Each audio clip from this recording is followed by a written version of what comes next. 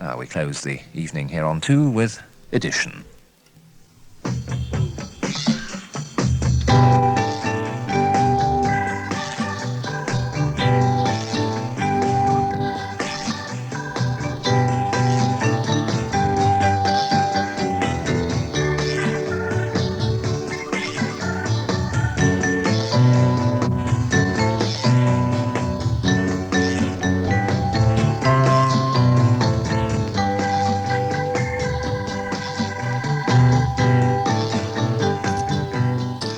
Edition Pow, that's one man's view of me sitting here in the Edition studio. The only thing he hasn't drawn are my tortured tonsils, for which my apologies at the outset. Frank Bellamy, whose cartoons have a unique, unchanging quality, stretching from Dan Dare and Eagle to Garth, which he now does in the Daily Mirror. Later in Edition, we look at his work in the world of comics. Well, Frank Bellamy, I suppose you're best known for your work on Garth for the Daily Mirror currently. Having looked at that film, where mainly we saw American comics, in fact, what kind of comics did you grow up on as a boy yourself? Well, the first ones were things such as Chips or Rainbow, and then gradually getting Sunday supplements from the United States, which contained Tarzan and that type of thing. There you see the American comic, as you see it in the film, was non-existent in this country. There were comics, little type for sort of 8-year-olds, right down to 6, 5. What about things like Beano and Dandy and so on, which I grew up on? Yes, I'm afraid they didn't affect me at all. I never used to read those sort of things. So let's look at what did in fact affect you. I mean, one of your classic periods was with Eagle, and there we have an example of Dan Dare. Now, what kind of technique development do you put into Dan Dare?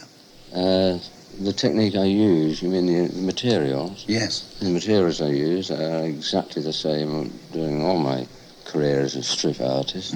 Waterproof inks. In this case, they're full-colour waterproof inks. What about the design techniques themselves? I mean, how were those developed? Well, that was a development of mine. I was tired of seeing frame upon frame of little squared-off pictures, which was the old-fashioned idea. Yeah. I wanted to bring out a page as a complete page, or a spread as a complete spread, make it a unit in its own right. You also, I think, had special thoughts on colour, didn't you? Oh, yes. And if we look at, for example, we have Fraser of Africa there, which is another Eagle piece of work. Tell me about the colour that goes into that. You'll notice on this one, it's a sepia run through it. The idea originally was to develop a different type of strip to the others, which were either full colour or black and white monochrome. This had to be reproduced in full colour. I gave them colour experiments, which they put under the process cameras, all proved positive, and that's the net result, producing a sepia look. Yes. And a different look to a page in Eagle. With something, again, from Eagle, like Montgomery of Alamein, there's an interesting example there of the way that you use frames and shapes in different ways. Well, there, once again, is breaking up this square frame one on top of another, and to bring out important frames. For instance, the one in the centre there was just to give a monochrome look to associate with the monochrome films of the Second World War. Yes.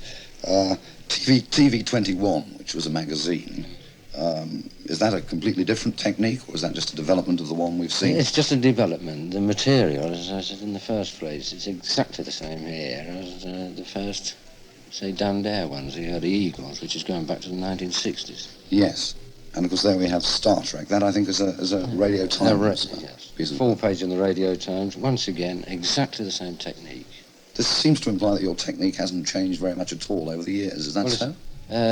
Very little. It's intentional because I'm always conscious of the printer and their limitations. It gives me limitations, but I'm prepared to accept it. What kind of limitations? If we were looking, for example, at that Sunday Times colour supplement front cover there, what kind of limitations do you have to bear in mind for the printer in producing that? Give him pure colour, so that it will reproduce purely. There's the red. There's no black or anything. I use one red, one yellow, one blue. Yes. Not confuse the process people with umpteen different colours on an original, you see. But to bring it right up to date, of course, you're, I suppose, obviously most famous for Garth, and here we have one or two examples of Garth. I think the first one, in fact, is from last April, isn't it? Yes. Yes. It's a Western strip, actually. Yes. Previous to the first one, of course, it's taking place present day. Yes. And yes. he arrives in a ghost town, gradually changes off into the Old West. He's a remarkable looking character there, isn't he? And suddenly, you see, on the second episode there, yes. he is a Western marshal. Yes.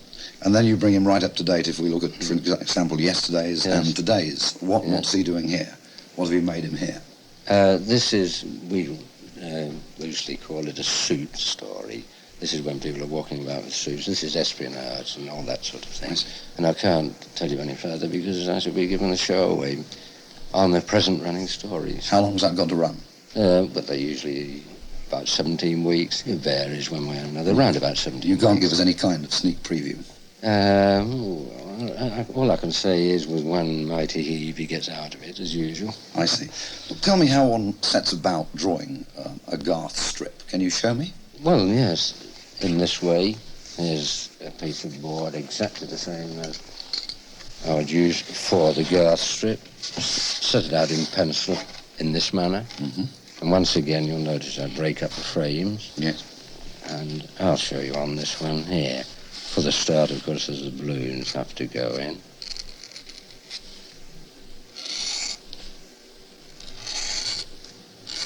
That's the most important piece of all. Does the scripting give you a problem? I mean, how do you relate the script to your work? I keep, in general, to the script. Occasionally you get little things that on a typewritten manuscript don't work visually. Then it's up to me to redraw or rethink or present it in a different manner. If you find a script that you're not yourself in sympathy with, I mean, can you draw to that or not? Well, yes, but... If you don't actually feel the script? More often than not, I try to make myself feel it.